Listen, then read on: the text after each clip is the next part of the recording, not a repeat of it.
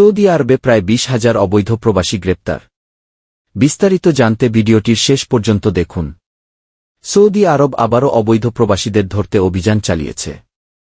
গত এক সপ্তাহে 19,541 জন অবৈধ প্রবাসীকে গ্রেপ্তার করেছে সৌদি কর্তৃপক্ষ। শনিবার 4 জানুয়ারি সৌদি প্রেস এজেন্সি এক প্রতিবেদনে এসব তথ্য জানিয়েছে। প্রতিবেদনে বলা হয়েছে, আবাসিক আইন, সীমান্ত নিরাপত্তা এবং শ্রম আইন লঙ্ঘন করার কারণে অবৈধ প্রবাসীদের গ্রেপ্তার করা হয়েছে।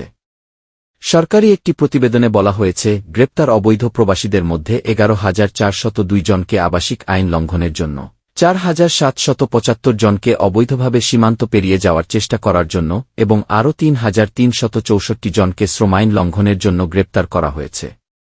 প্রতিবেদনটি জানায়, সৌদি আরবে অবৈধভাবে প্রবেশের চেষ্টায় 953 জনকে গ্রেপ্তার করা হয়েছিল, যাদের মধ্যে 58% ছিল ইথিওপীয়, 40% ইয়েমেনি এবং 2% অন্যান্য জাতীয়তার ছিল। এছাড়াও প্রতিবেদন অনুযায়ী 129 জনকে প্রতিবেশী দেশে প্রবেশের চেষ্টা করার সময় তাদের গ্রেপ্তার করা হয়েছে এবং 27 জনকে গ্রেপ্তার করা হয়েছে, যারা অবৈধ প্রবেশকারীদের পরিবহন ও আশ্রয়দানে জড়িত ছিলেন।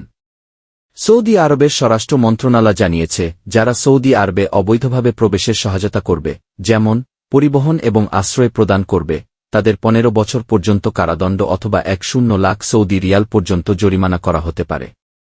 এছাড়া যানবাহন ও সম্পত্তিও বাজেয়াপ্ত করা হতে পারে।